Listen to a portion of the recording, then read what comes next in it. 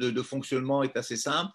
Nous allons donner dans un instant la parole à nos deux invités qui vont nous faire une présentation d'une bonne demi-heure. Et par la suite, vos microphones étant fermés, vous pouvez écrire toutes vos remarques, questions, interrogations sur le chat.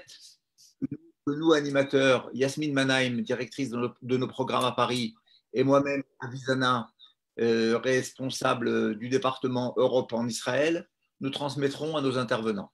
Voilà, j'espère que Ezra est maintenant en ligne. Donc, encore une fois, je voudrais remercier vraiment nos deux ingénieurs spécialistes dans les thèmes de l'eau et de l'environnement, Ezra Banoun et Norbert Lipsik, nous avoir fait l'honneur et le privilège d'être parmi nous. Je vous donne la parole et je vous remercie d'avance. Toda Rabba. Bonne soirée. Bonne soirée. Bonne soirée. Bon, on va commencer par présenter. Il y aura trois parties dans cette conférence. La première, je vais présenter un peu le livre. La deuxième, Norbert va présenter tout ce qui se passe, toutes les approches qui ont été faites dans le monde. Et la troisième, je vais présenter ce qui est spécifique à Israël. Voilà.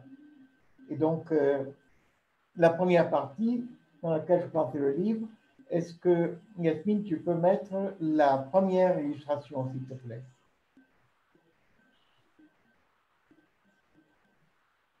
Yasmine? Oui, oui. D'accord, merci.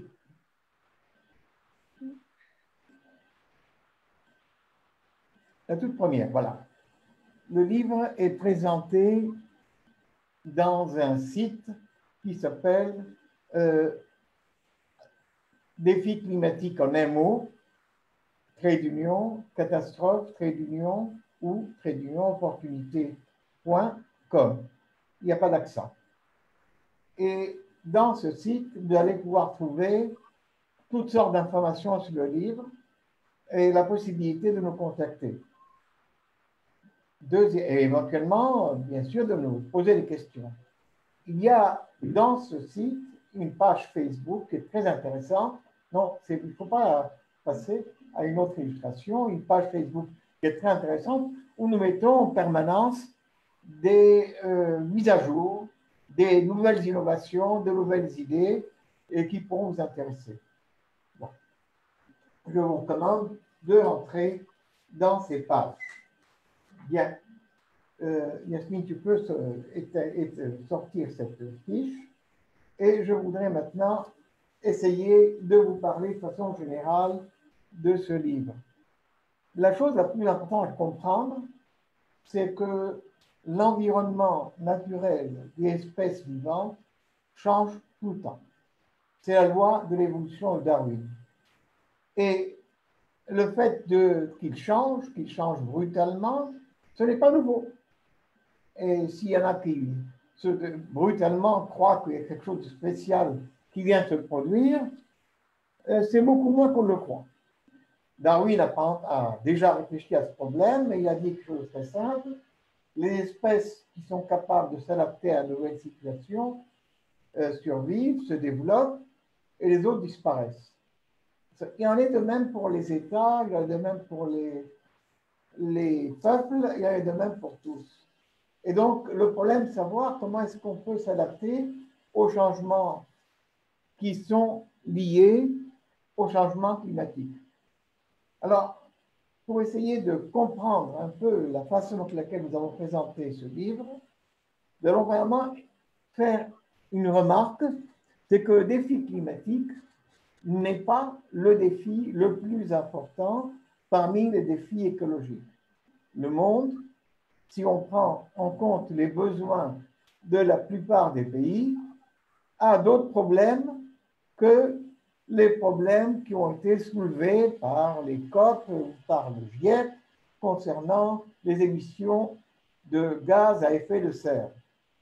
Pour le monde, actuellement, l'essentiel, c'est la pénurie en eau douce, c'est le risque de famine, c'est le risque de désertification, c'est la malnutrition des enfants de bas âge qui meurent par millions, et c'est la déforestation. C'est bien plus important que les problèmes de gaz à effet de serre. Et donc, si on veut être sérieux, et s'occuper de ce qui risque de se passer par suite du changement climatique, il faut s'occuper de tous ces problèmes et de voir comment ça se passe et de voir comment les différents pays s'en chargent indépendamment des problèmes posés par le GIEC et par les COP. C'est ce qu'il y a dans le livre. La deuxième chose qu'on voudrait dire, c'est que la sécheresse, l'aridité, les problèmes de pénurie en eau douce, les problèmes de risque de famine sont tellement graves qu'ils ont conduit à des tensions sociales extraordinaires. Alors, nous allons passer maintenant à la planche numéro 2. Et nous allons, la planche numéro 2, s'il te plaît, Yasmine. Nous allons prendre un exemple qui est simple. Yasmine, tu m'as entendu? Oui, très bien, merci. C'est le problème d'un pays, l'Irak, qui a été, suivant toutes les histoires de l'Antiquité, non, c'est la planche de la guerre de l'eau au Moyen-Orient. Elle est un peu plus longue, elle est plus lointaine. C'est l'Irak a c'est une autre planche, Yasmine, d'accord? L'Irak a quelque chose d'extraordinaire. Elle a la région du delta entre les deux fleuves, le Tigre et l'Euphrate, qui est une région qui est extraordinairement riche depuis l'Antiquité. C'est la région d'Abraham au niveau de Ur, c'est la région de Babylone, etc., etc. Mais cette région aujourd'hui, elle ne reçoit quasiment plus d'eau. Ses grands amis de l'Irak, ce n'est pas cette planche, Yasmine, c'est la planche qui s'appelle Guerre de l'eau au Moyen-Orient. Les grands amis de l'Irak, qui sont l'Iran et la Turquie, ont fait des barrages gigantesques sur le Tigre et l'Euphrate. Et aujourd'hui, il n'y a plus d'eau sur le Tigre et l'Euphrate. Et donc, il y a des tensions sociales considérables. Et ce sont les mêmes tensions qui ont conduit à des guerres considérables en Syrie, qui ont détruit le pays et amené à la disparition d'une population importante dans des combats et dans des situations insupportables. Maintenant, une autre chose dont nous allons parler, il y a l'aspect positif. Là, ce que vous voyez dans cette planche qu'on vous a montrée, c'est quelque chose d'extraordinaire qui a été fait en Algérie, justement.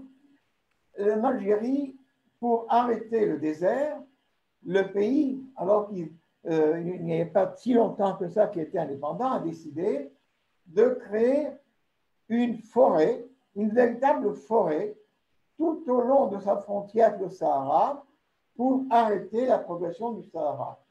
C'est une forêt au sens où c'est un système écologique stable. Il a été conçu pour que si jamais il y a un incendie ou s'il y a quelque chose qui risque de poser un problème, eh bien, le système, les arbres ont été choisis de façon à ce qu'ils puissent résister ensemble.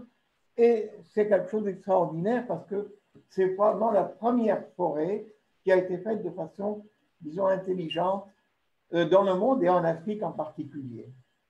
Alors, nous allons parler maintenant d'autre chose, c'est le problème de la grande muraille verte du continent africain.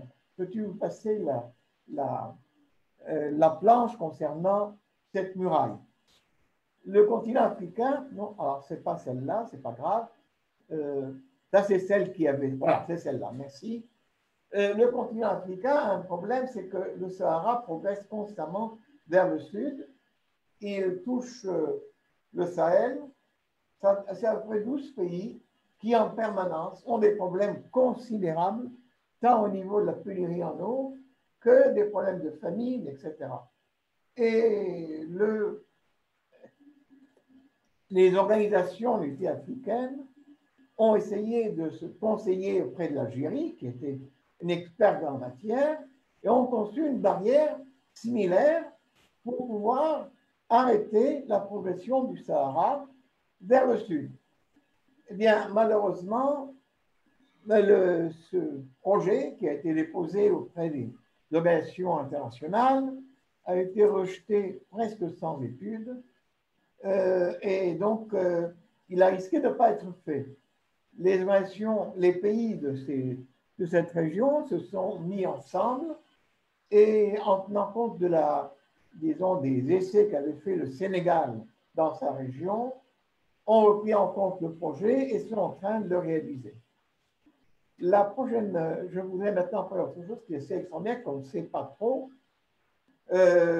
c'est la planche prochaine, la planche qui concerne la Libye. Oui, c'est ça. Contrairement à ce qu'on pense, le Sahara n'a pas toujours été un désert. Le Sahara est extrêmement riche et des chercheurs de pétrole, disons, au niveau de la Libye, au lieu de trouver pétrole, ont trouvé de l'eau. Mais pas une petite quantité d'eau, une quantité gigantesque. Et cette eau vient d'une période où le Sahara était fertile. Et ce qu'a fait M. Kadhafi, c'est qu'il a exploité cette eau pour pouvoir transformer en zone extrêmement fertile toute la Libye. Il a commencé bien sûr par la région de la côte. Malheureusement, il a avancé ses projets assez loin. Il a créé des tuyauteries considérables, des pompages considérables. Ils ont commencé à planter des zones importantes. Malheureusement, comme vous le savez, il a été assassiné et depuis, il y a un énorme chaos en Libye. Et bien entendu, ce projet qui était extraordinaire a été complètement abandonné. Ce qui est remarquable, c'est que le projet intéresse aussi, étant donné que ces puits se trouvent dans une zone proche de l'Égypte, du Soudan et du Tchad, intéresse d'autres pays qui n'ont pas repris le projet pour eux, alors qu'ils ont des problèmes considérables d'eau. Et l'Égypte, et le Soudan, et le Tchad. Voilà, c'est une chose intéressante parce que c'est dommage, ces choses-là, ce projet on a laissé tomber. Et enfin, dernier point que je voulais vous dire, c'est la dernière planche. Il y a quelque chose d'extraordinaire, un pays, le Kazakhstan. Le Kazakhstan, c'est la planche d'après encore. C'est pas grave. Il y a une autre planche qui correspond aux deux grands fleuves alimentant la mer d'Aral.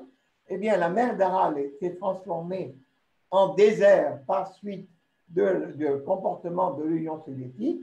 Non, ce n'est pas celle-là, c'est celle-là.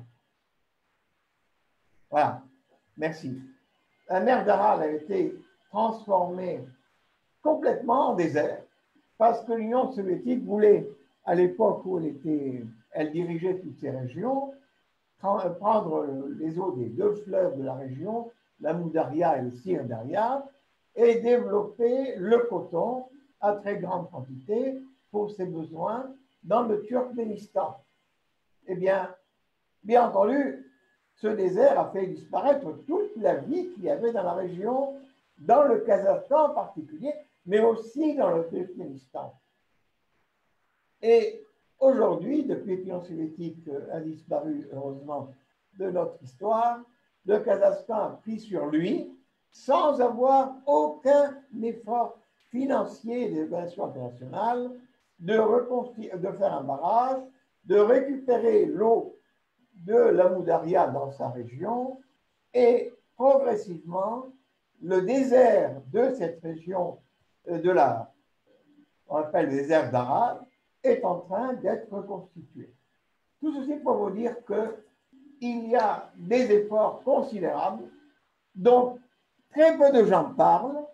On est centré sur les problèmes de gaz à effet de serre qui vont probablement accroître la température de façon extraordinaire, qui va rendre la planète invivable. Tout ça, ça n'a rien à voir avec ce qui se passe réellement au niveau de la planète, ce que font réellement les différents pays pour agir et ce qui est raconté entre nous. Voilà ce que je voulais vous dire. Maintenant, c'est Norbert qui va parler. Merci Ezra. Ezra vient de faire un tour rapide de certains des problèmes et certaines des solutions qui se développent dans le monde par rapport aux défis climatiques et aux défis écologiques également, qui sont fortement liés l'un à l'autre. C'est une longue histoire que de parler de la crise du climat. sauf que les opinions publiques et les médias ne s'y intéressaient pas énormément avant 2000. À titre de rappel, j'avais lancé en 1983 sur Radio J une émission hebdomadaire sur l'écologie en Israël. Cette émission s'est poursuivie pendant 20 ans, jusqu'à ce que, en fait, l'écologie devienne un sujet normal pour tous les médias et qu'on en parle un peu partout. Ma source principale d'information à l'époque sur ces données écologiques était la Société pour la protection de la nature en Israël, la SPNI, la Chevra Lahaganat HaTeva, que j'ai représentée en France pendant 35 ans. Le relais a maintenant été pris par une association française des amis de la SPNI, qui est présidée par Jean-François Strouf. J'avais écrit un premier livre il y a 5 ans sur la crise mondiale de l'eau, avec en sous-titre l'hydrodiplomatie. Et ceci m'avait mis en contact avec tout ce qui se passait dans le monde par rapport aux questions d'eau, et en particulier avec le thème que l'on diffusait un peu partout et dont on parle encore aujourd'hui, qui sont les guerres de l'eau. Mais on constatait qu'en fait, l'approche d'Israël et de ses voisins par rapport à cette question de l'eau n'était pas tellement une question de confrontation qu'une question de collaboration de manière à pouvoir augmenter l'ensemble des ressources pour tous les ayant droit à ces ressources. Et si je généralise cela, nous constatons depuis quelque temps que les approches pour faire face à ce défi climatique varient énormément d'un pays à l'autre selon les problèmes rencontrés. Les trois exemples que Ezra vient de présenter sont des approches très différentes l'une de l'autre et qui correspondent aux besoins locaux et aux conditions locales. Et une solution générale, comme beaucoup de gens la recherchent pour la question du climat, pour essayer de contrôler le développement et le réchauffement de la planète, varie énormément selon les cultures locales, selon les questions. Ces approches vont du tout étatique, qui est un peu une tendance française en général, au supranational, au nationaliste, au scepticisme, ou bien aux approches individuelles non étatiques par des personnes, des ONG, des startups, et tout ça pour répondre aux défis les plus importants dans chacun de ces pays. Et comme le thème aujourd'hui de notre présentation est qu'est-ce qui se passe en Israël par rapport à tout ça, eh bien, nous allons voir et essayer de présenter quelques-unes des meilleures solutions que les Israéliens ont développées. L'approche générale d'Israël, en fait, est basée sur la philosophie du Tikkun Olam, la réparation du monde. Et comme le disait Ezra, le monde s'est détraqué par rapport à la vie qu'on y trouve au cours des millénaires et des millions d'années qui nous ont précédés. La prise de conscience qui s'est faite en Israël dans le grand public s'est faite bien plus tôt que dans la plupart des pays occidentaux. Pour une raison simple, c'est que le réchauffement climatique qui a démarré bien plus tôt et a provoqué de fortes sécheresses, un manque d'eau et d'où la mise en place des solutions. Et ça illustre exactement ce que je voulais dire sur la solution israélienne, sur l'approche israélienne. On identifie les problèmes quand ils se posent, on regarde comment on peut les traiter, on cherche des solutions et on développe ces solutions. Et ces solutions deviennent à ce moment-là une des priorités nationales. Et ça a permis en fait de constater que la lutte contre le réchauffement climatique, qui ne s'obnubile pas sur la question des gaz à effet de serre, permet de résoudre bien des problèmes. Et Ezra vous en parlera beaucoup mieux que moi tout à l'heure et en détail.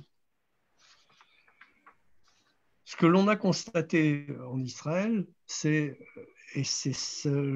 là où je voudrais parler de l'approche originale d'Israël, c'est que du moment qu'il y a un problème, c'est qu'il y a une opportunité.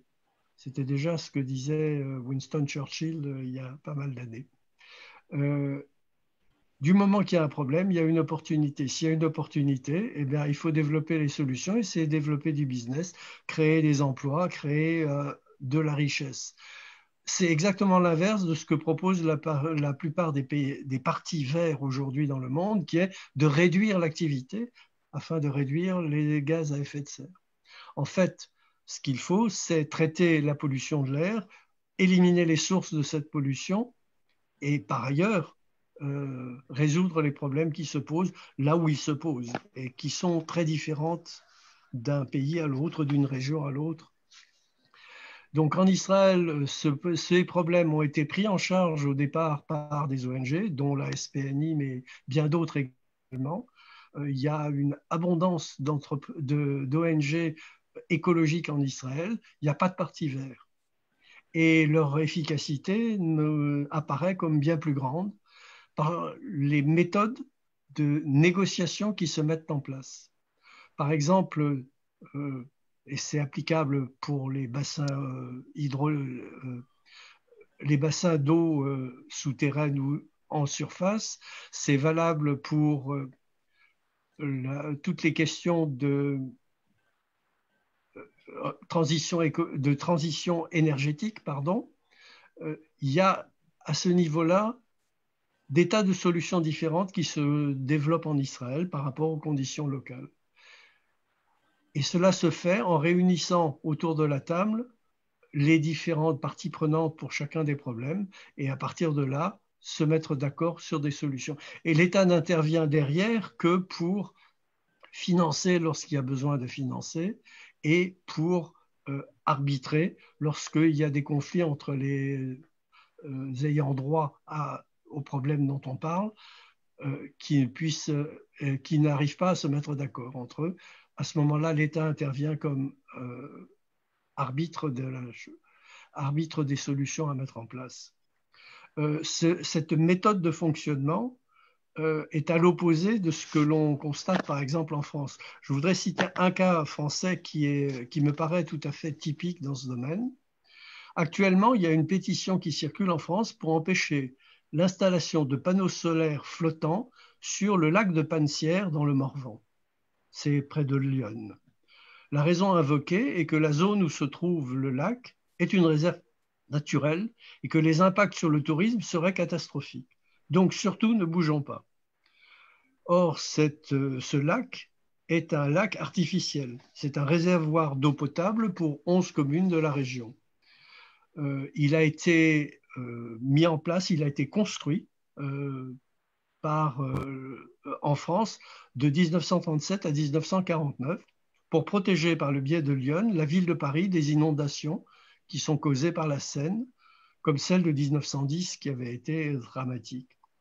Il est à la fois le plus ancien et le plus petit des grands lacs de la Seine. Le rôle de ce lac est de réguler les volumes d'eau disponibles pour l'agriculture, les besoins humains, ceux de la faune et de la flore de la région, en stockant les eaux lors des pluies et la restituant aux ayants droit lors des périodes de sécheresse. Le volume du lac mesure donc les services qu'il rend. Et depuis quelques dizaines d'années, la température moyenne de la région a fortement augmenté, augmentant l'évaporation et donc réduisant l'eau disponible.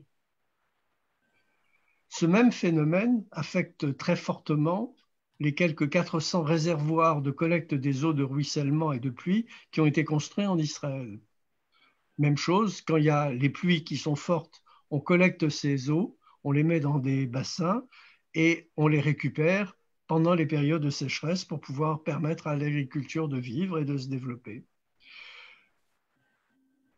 L'évaporation est un problème, il faut chercher à la diminuer. Une start-up israélienne a mis au point des panneaux solaires flottants. En plus de réduire l'évaporation et donc de conserver de l'eau douce pour les agriculteurs, cette méthode met gratuitement des surfaces à la disposition de la production d'énergie renouvelable et augmente la productivité des panneaux solaires eux-mêmes. En plus, ça protège les eaux contre les pollutions. Refuser cette solution au lac de Pansières sans connaître tous les éléments du dossier pour suivre l'idéologie de bien des partis verts, selon laquelle dès que l'homme touche à la nature, la situation devient pire, me paraît une démarche des plus hasardeuses. Plutôt que de dire non, je suggère de demander quels pourraient être les impacts sur l'eau accessible à la faune sauvage et de corriger ces impacts par les mesures spécifiques. Ce même genre de négociation est intervenu en Israël pour un autre problème, pour une autre question. Les habitants d'Ashdod ont vu que la mise en place de l'exploitation du gaz naturel que l'on a trouvé au large des côtes d'Israël risquait de polluer l'eau des plages. Ils ont donc demandé à ce que la plateforme de forage qui avait commencé à être construite soit repoussée d'une centaine de kilomètres en mer, de manière à protéger leurs plages. La SPNI s'est posé une question fondamentale à ce moment-là, qui est, ils ont raison tous les deux. Le développement du gaz naturel en Israël est un moyen de limiter la pollution de l'air considérable qui est faite par les centrales thermiques par lesquelles l'électricité était produite auparavant. Repousser le creusement de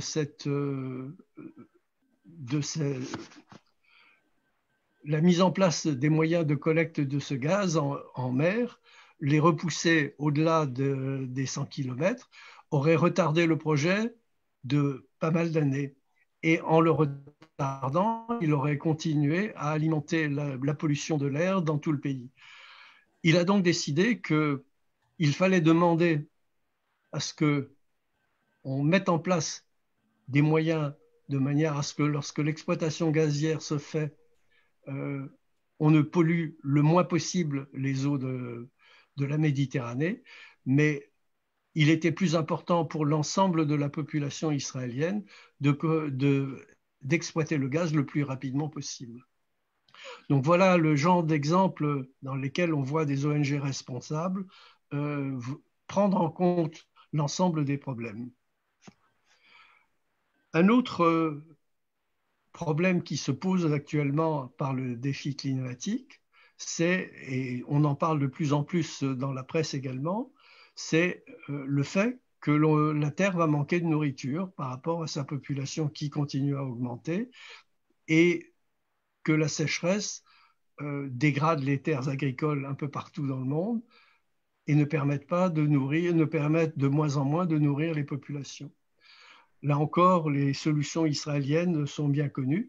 Il y a eu d'abord celle d'augmentation de productivité avec une réduction des consommations en eau, etc., et une réduction de la consommation des terres agricoles elles-mêmes. Et puis, ces dernières années, on a mis en place des exploitations inhabituelles et inattendues. Par exemple, aujourd'hui, Israël est devenu un des principaux pays pour la culture d'algues ou pour l'élevage des poissons. Et où cela se fait-il? Ça se fait en plein Negev, dans le désert. L'eau est entièrement recyclée, comme la totalité des produits que l'on a besoin d'y mettre pour exploiter les algues ou les poissons. Tout ça fonctionne, mais n'est pas suffisant. Un des grands problèmes aujourd'hui d'émission des gaz à effet de serre, parce que le problème existe effectivement, c'est celui des élevages de vaches, de veaux, les élevages également en vue de la viande pour le bœuf, les élevages moutons, chèvres, etc. Ce sont parmi les plus gros pollueurs en développant en produisant du méthane qui part dans l'atmosphère également. C'est une des plus importantes sources de méthane dans l'atmosphère. Aujourd'hui, une entreprise israélienne est en train de construire une usine pour fabriquer de la viande artificielle. Viande artificielle, ça ne veut pas dire qu'elle n'est pas naturelle. Il y a une contradiction dans ce que je viens de dire, mais je vais vous l'expliquer. En fait, en partant de cellules souches, on peut arriver à produire de la viande sans la prélever sur un animal, sans élever des animaux qui, derrière, doivent être abattus, avec tous les problèmes que posent les abattoirs. Et cette viande, reconnue par Rabina comme kasher parve, parce qu'elle n'a pas été prélevée sur un animal. Et à partir de là, les Israéliens ont travaillé dessus sur ce problème. C'est une start-up, Aleph Farms, qui a développé ceci et qui est en train de construire cette usine. Ils ont testé ce qu'ils faisaient auprès des principaux chefs, des plus grands chefs de cuisine en Israël, mais aussi des chefs français ont participé à ces tests. Et ils se sont rendus compte que la qualité de la viande ainsi produite, en dehors de ses qualités nutritionnelles, était d'excellente qualité au goût également. Et va permettre d'éviter énormément de dégâts écologiques et de pollution tels que les provoquent aujourd'hui les élevages. Ça veut dire que le métier aussi d'agriculteur et d'éleveur va changer considérablement. Une autre start-up israélienne a pris une démarche un peu différente en même temps et produit, elle s'appelle Jet Eat, et elle produit des substituts de viande qui sont au goût et en apparence identiques à la viande, mais qui en fait sont entièrement à base de plantes. Donc voilà quelques exemples que je voulais vous citer sur l'approche israélienne par rapport aux approches que l'on constate ailleurs dans le monde. Un dernier point que je voudrais montrer, parce que celui-là ouvre sur un autre chapitre qui est celui de la collaboration internationale. Une start-up israélienne, Salicrop, a développé une solution pour la salinité des terres. Aujourd'hui, les cultures intensives qui se font avec les économies qui se mettent en place pour les eaux d'irrigation a une conséquence, c'est que les sols petit à petit se salinisent et diminuent à ce moment-là très fortement la productivité de ces terres agricoles. Aujourd'hui, la solution de Salicrop a été testée à grande échelle, d'abord en Israël et en Inde, et on constate que partout où elle a été mise en place, les récoltes augmentent de plus de 30% par rapport à ce qu'il y avait auparavant. Et ça s'applique au blé, au riz, au coton, aux carottes, et vient s'ajouter aux tomates et aux poivrons qui étaient déjà cultivés par l'irrigation aux eaux salines en Israël. Et cette voie d'irrigation par des eaux salines est à la base d'une bonne partie de l'agriculture qui s'est développée dans le désert. Un dernier point, et je repasse la parole à Ezra, pardon. Il y a en Israël une activité importante qui est la pisciculture. On élève les poissons. Ces poissons sont élevés dans des bassins et ces bassins se retrouvent victimes, enfin les poissons qui s'y trouvent se retrouvent victimes des oiseaux migrateurs. C'est-à-dire que Israël est un des principaux pays de passage pour les oiseaux migrateurs. On compte chaque année aux 2 migrations de printemps et d'automne à peu près plus d'un demi-milliard d'oiseaux qui traversent les cieux d'Israël. Ces oiseaux vont se nourrir, là où ils le peuvent, sur les bassins dans lesquels il y a des poissons, bien entendu. Dans un premier temps, on a fait appel, la SPNI a voulu voir avec les agriculteurs, avec les pisciculteurs, qu'est-ce qu'on pourrait faire. Et ils ont développé des filets spéciaux qui permettent de protéger les étangs d'élevage.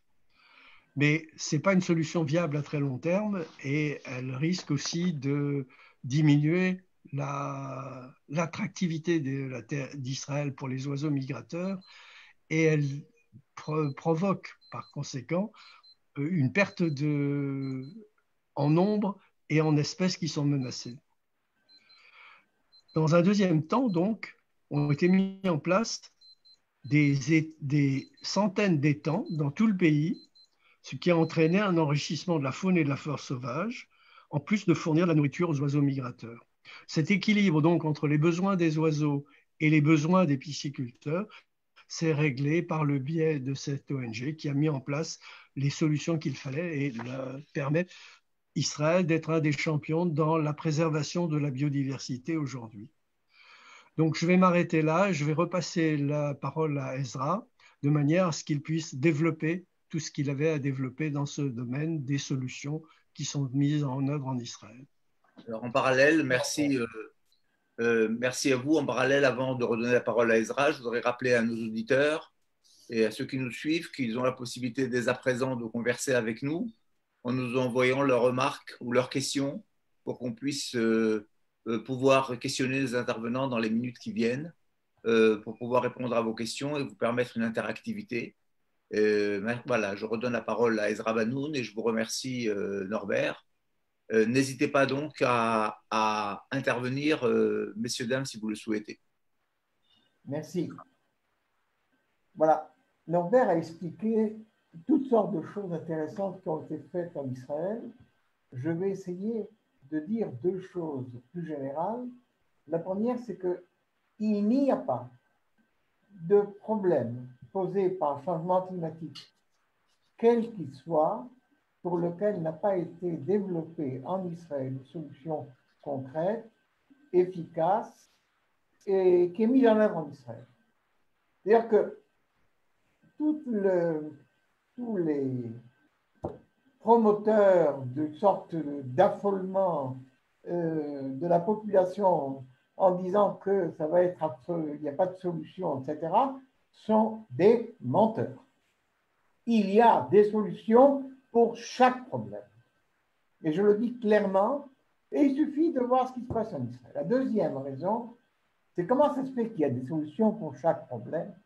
En fait, nous avons commencé en Israël, ceux qui ont commencé à s'occuper des problèmes de développement de l'environnement et de sa régénération, ce sont les fondateurs du mouvement sioniste. Et je parle de fondateurs du début du XXe siècle, bien avant les autres. Pourquoi? Israël, le mouvement sioniste veut installer en Israël tout le peuple juif. À l'époque, il y avait déjà 14 millions, ou même beaucoup plus, avant la Shoah. Et la possibilité de les installer paraissait quelque chose d'absolument irréaliste. Le pays a très très peu de précipitations d'eau, maximum 1,2 million de mètres cubes par an, et ça suffit, suivant les critères d'utilisation de l'eau de pays développés, pour recevoir 1,5 million. Jamais le mouvement sioniste n'y réussira. Deuxièmement, le pays n'a pas beaucoup de terres cultivables. 65% du pays, c'est du désert. En dehors de ces 65%, des régions entières, comme par exemple la vallée extrêmement riche à l'époque biblique de la région du centre d'Israël, enfin du centre-nord d'Israël, était un endroit dans lequel les gens ne pouvaient pas vivre. C'était le paludisme. Les gens mouraient en quantité. Alors donc, quel était le problème pour le mentionniste? C'est qu'ils ont très bien compris qu'il fallait systématiquement, méthodiquement mobiliser toutes les ressources possibles du peuple juif pour transformer la terre d'Israël dans une zone riche, tant sur le plan eau que sur le plan agricole, que sur le plan du niveau de développement. Et ça a commencé depuis. Et par quoi ça a commencé? Alors, ce qu'il faut comprendre, c'est que la démarche d'Israël est une démarche juive, c'est-à-dire qu'elle comporte deux choses. Un aspect visionnaire, prophétique. Il faut pouvoir construire en Israël un pays qui puisse recevoir tout le peuple juif. Et même si ça paraît absolument invraisemblable, irréaliste, pas sérieux. Et un deuxième aspect, c'est le problème de la réalisation. Et comment on réalise des solutions à des problèmes impossibles? Mais la solution serait très simple. On fait appel à la capacité d'innovation du pays, de toute la population. Lambert a dit qu'il y a eu toutes sortes, mais c'est incroyable. Quand il y a un problème qui est pris en compte, toute la population est mobilisée pour le résoudre. On ne va pas chercher à ce que le gouvernement ou des relations internationales, qu'elles soient de cette forme ou de cette autre, va le résoudre. C'est nous qui devons le résoudre. Alors, si je prends maintenant des exemples, qu'est-ce qu'a fait le mouvement sioniste? Premièrement, il y a eu immédiatement, depuis 1905-1906, une mobilisation de l'argent du peuple juif pour pouvoir planter des arbres. Hein, le truc du cacaï. Mais l'idée était celle-ci. On va planter des arbres, mais on ne va pas planter des arbres sans acheter des terres, et on va planter des arbres au nom du peuple juif. C'est-à-dire que la région dans laquelle on va planter des arbres, le pays d'Israël, ne sera pas un pays dans lequel la propriété du sol est partagée au niveau des individus. En fait, les arbres ont été plantés au nom de la propriété du peuple juif. Et quand aujourd'hui, par exemple, on cède une zone à un village agricole ou à la construction d'immeubles, ce n'est pas une cession de propriété. C'est un accord sur 99 ans. Et si jamais, par exemple, le village agricole ne fait pas ce qui était prévu, ou le système, notre système qui a voulu prendre la terre ne fait pas ce qui est prévu, on peut lui retirer. Ça, c'est une chose qui est tout à fait nouvelle. Et aujourd'hui, alors que le pays avait été complètement sans arbres, parce que la Turquie, de l'Empire ottoman, avait déraciné, déforesté tout le pays pour pouvoir construire ces systèmes de trains, eh bien, aujourd'hui, nous avons à peu près 11% du pays qui sont des arbres, qui sont des forêts, et ces 11% du pays permettent non seulement de pouvoir conserver le sol, développer le sol, changer le climat, mais toute la population plante des arbres. Nous avons une fête nationale, qui est une fête religieuse d'ailleurs, la fête de l'arbre. Nous faisons référence à ce qui est écrit dans la Bible, que l'homme n'est qu'un arbre des champs et que sans arbre, il n'y a pas de vie, et nous plantons des arbres. Deuxième chose qui a été suivie. Comment est-ce qu'on peut développer le problème de l'agriculture? Mais l'agriculture, la question qu'on avait était qu'on n'avait pas d'agriculteurs. Les gens qui sont arrivés des camps ou qui sont arrivés des pays arabes n'étaient pas des agriculteurs. Et en plus, la plupart des régions étaient des régions qui avaient été abandonnées. C'est-à-dire que le sol n'avait plus sa richesse potentielle qui permettait de pouvoir agir. Bien, toutes les régions ont été transformées en des régions riches et le désert a été progressivement conquis. Et nous avons trouvé des solutions pour pouvoir le conquérir, bien sûr, en combinant la solution de la plantation d'arbres avec la solution de développer les cultures. Les solutions qui ont été trouvées sont essentiellement des solutions basées sur l'initiative et sur le développement technologique. Norbert a parlé de quelques solutions extrêmement intéressantes, mais vous savez, il y en a des dizaines, des dizaines. Je m'occupe personnellement de travailler avec des pays africains qui sont intéressés par le développement d'Israël. Eh bien, en permanence, nous les aidons à utiliser des solutions développées en Israël en les adaptant à leurs besoins. Troisième problème, c'est le problème de l'eau. L'eau est quelque chose d'essentiel et nous avons eu deux problèmes au niveau de l'eau. Le premier problème, c'était que c'est dans le Moyen-Orient, tous les pays du Moyen-Orient ont très peu d'eau. Eh bien, on ne peut pas se permettre de vivre avec 20 litres par jour, par personne, pour ses besoins hygiéniques. C'est ce qui se passe dans tous les pays du Moyen-Orient. Je parle de ce qui se passe, par exemple, en Jordanie, ou ce qui se passe en Égypte, en Arabie Saoudite.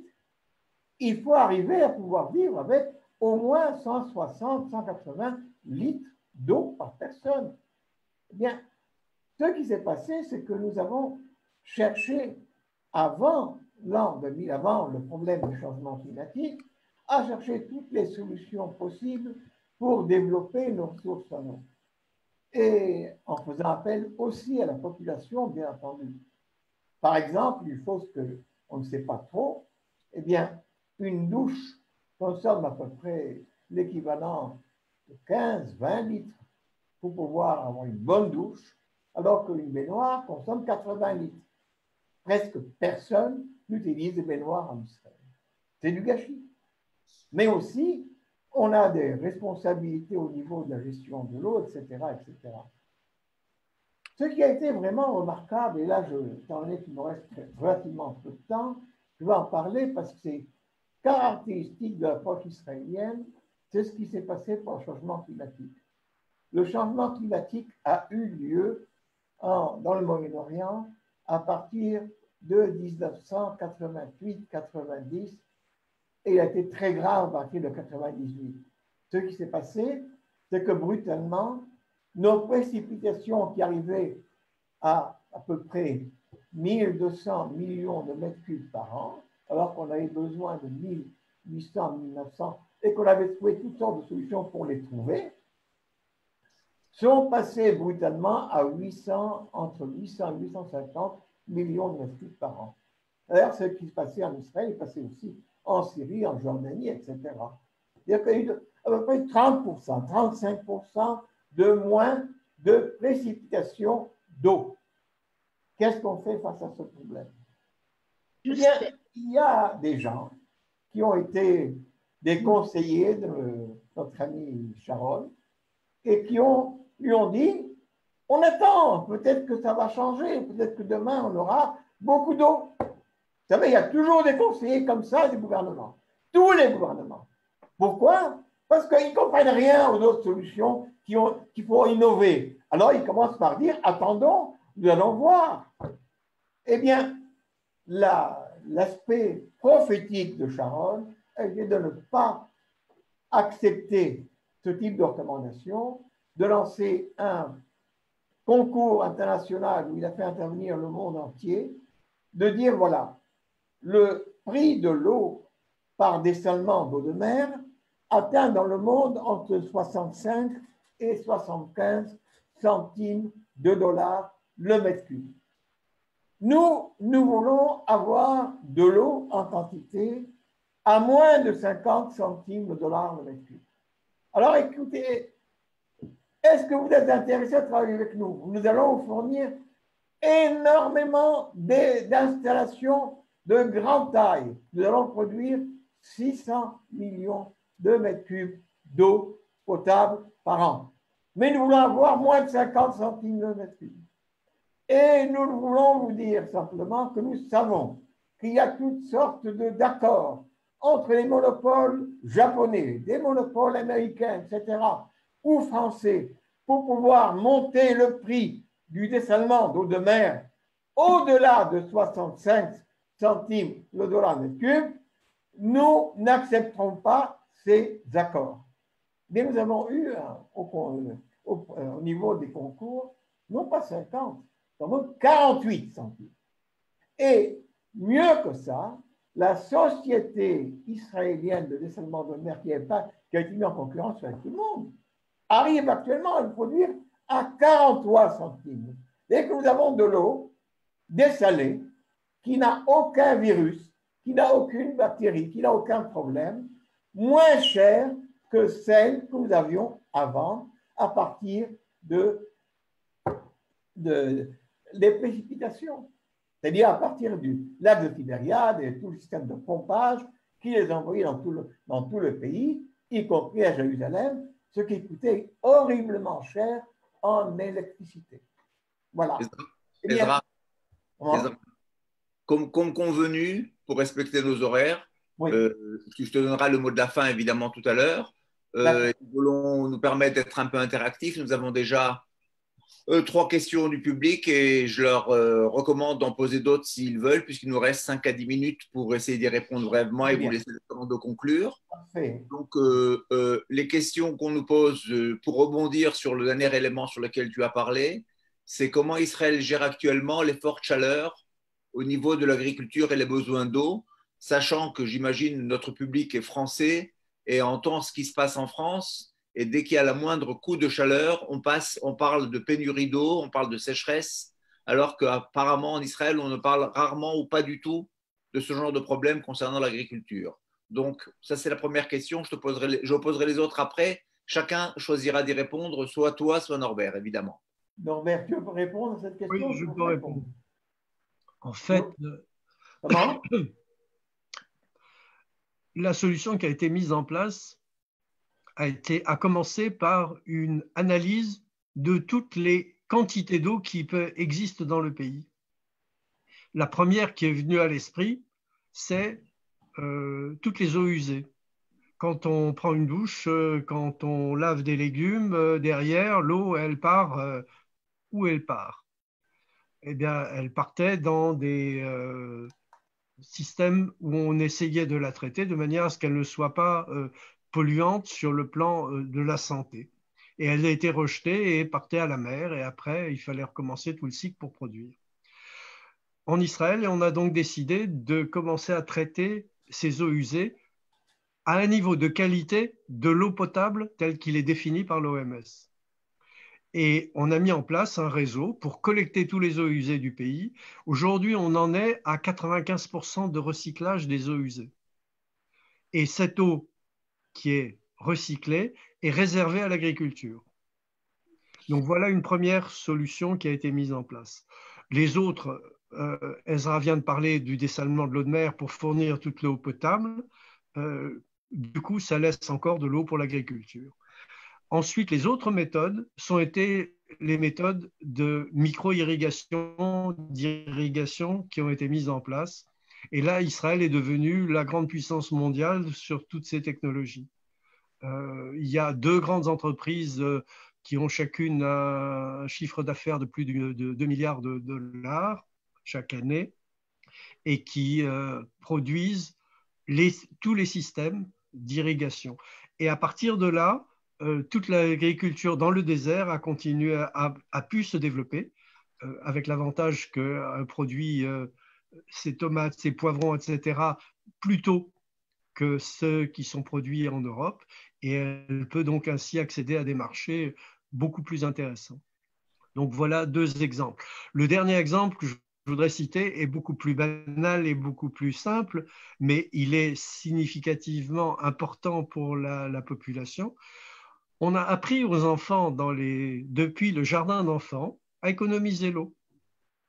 Et il y a des cours sur cela qui sont faits dès le jardin d'enfants et qui vont jusqu'à la fin du primaire en Israël sur cette question des économies d'eau.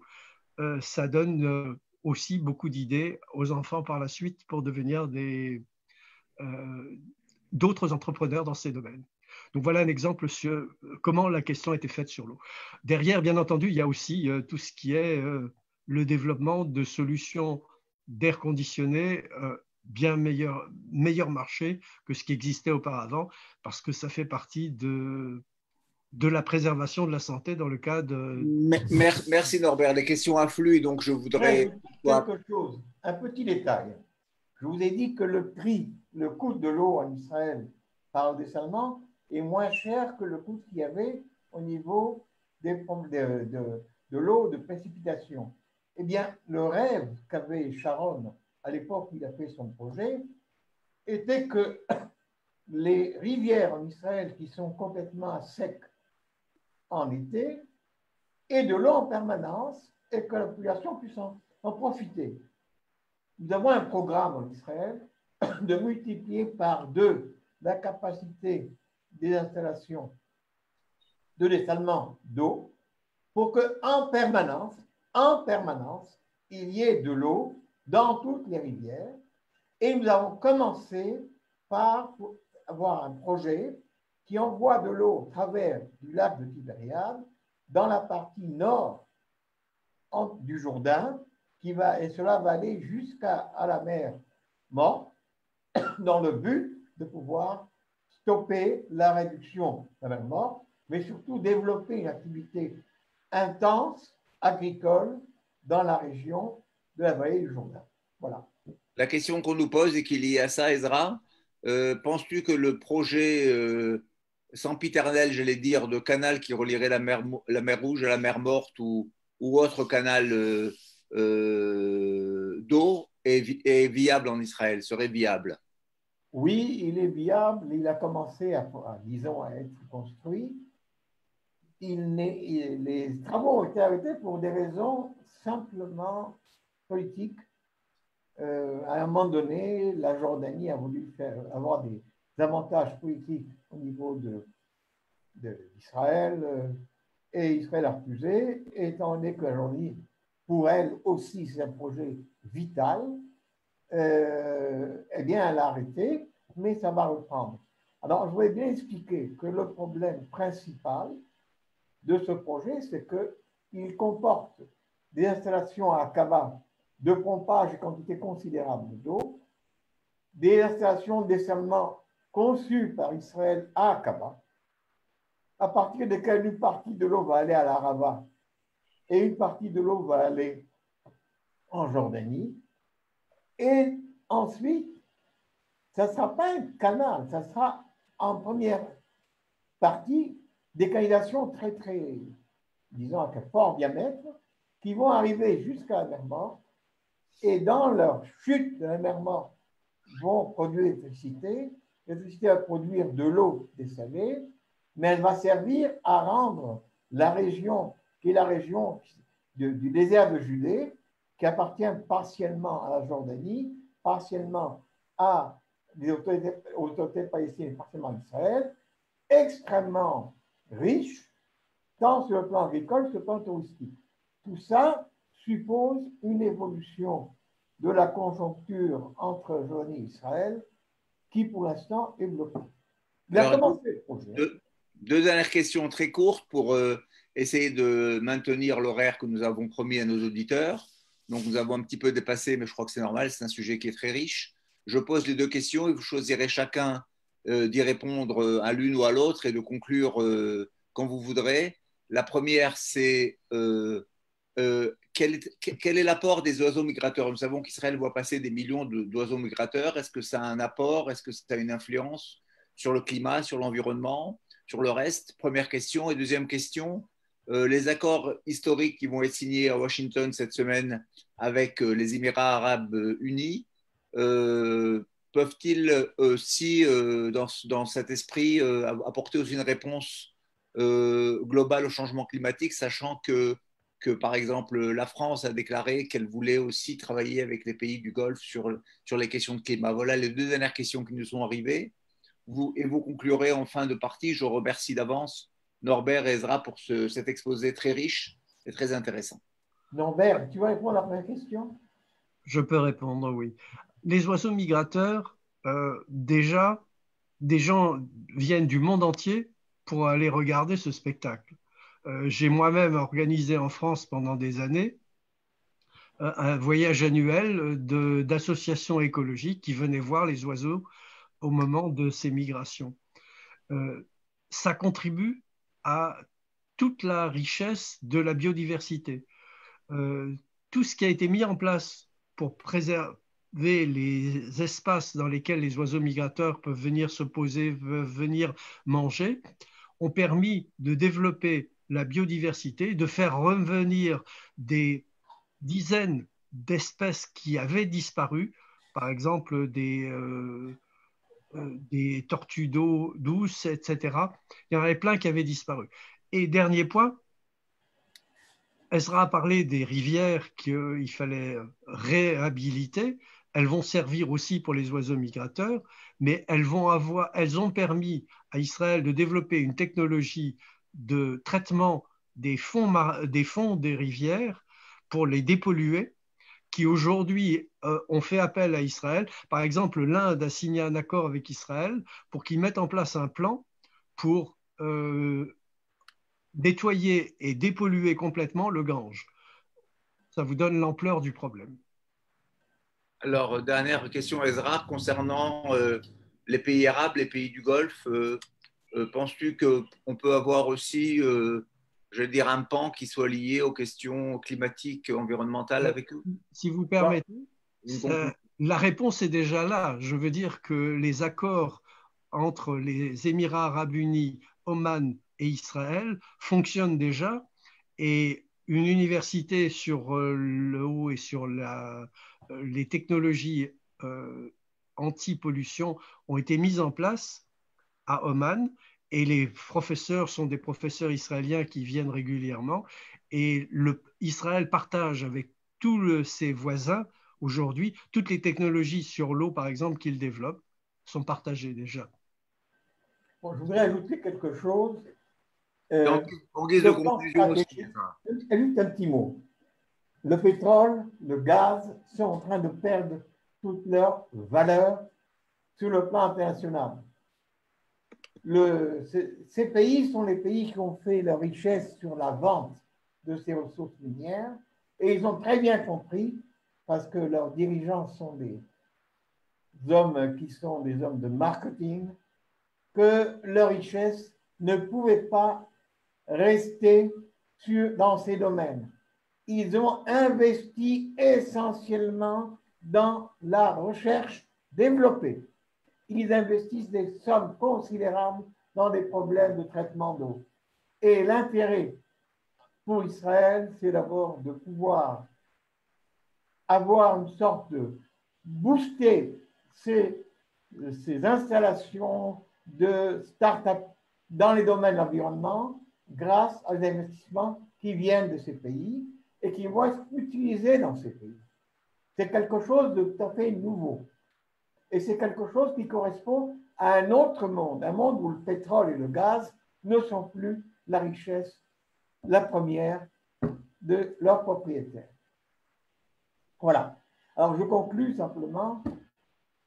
J'invite tout le monde, tous nos auditeurs, s'ils veulent avoir une information dont on ne parle pas en France, concernant Israël, concernant le changement climatique, ou comprendre ce qui risque de se passer, c'est très important de comprendre ce qui se passer, de pouvoir lire, au moins rentrer dans notre site, entrer dans la page Facebook et lire le livre. Voilà, j'ai fini. Ben, il ne nous reste plus qu'à vous remercier, Ezra et Norbert. Je crois que c'était moi-même qui vis en Israël depuis de très nombreuses années. Je crois qu'on a appris beaucoup de choses sur ce qui se passe autour de nous. Et je crois que dans les temps, Zemanim et Tourafim, dans les temps très spéciaux que nous vivons en ce moment, je crois que c'est très important de savoir qu'on a aussi une petite lumière et qu'on est aussi un peu avant-gardiste sur certaines choses et que j'espère que ça va nous aider à voir très vite le bout du tunnel très rapidement. Merci pour cet exposé brillant. Je vous invite tout le monde à lire le livre de Norbert Lipsik et de Ezra Banoun sur le défi climatique en Israël. Shabbat Shalom. Merci de votre écoute. Juste, Yasmine peut nous rappeler notre prochain rendez-vous dimanche? Dimanche, on a un atelier pour Rosh Hashanah avec le chef Yossi Ben Dayan. Donc, dimanche à 17h, voilà, vous êtes tous invités à vous inscrire sur notre page Facebook. Voilà. Donc, comme on vous l'a dit, nous traitons de tous les sujets. Nous nous approchons de l'actualité le plus possible.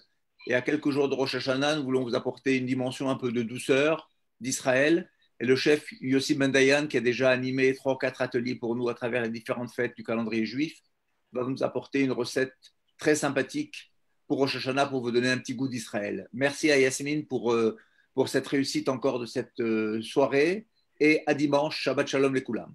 Bye, Shabbat Shalom. Shana Tova, tout le monde. Shana Tova. Shana Tova. Bye. Shabbat Shalom. Bye.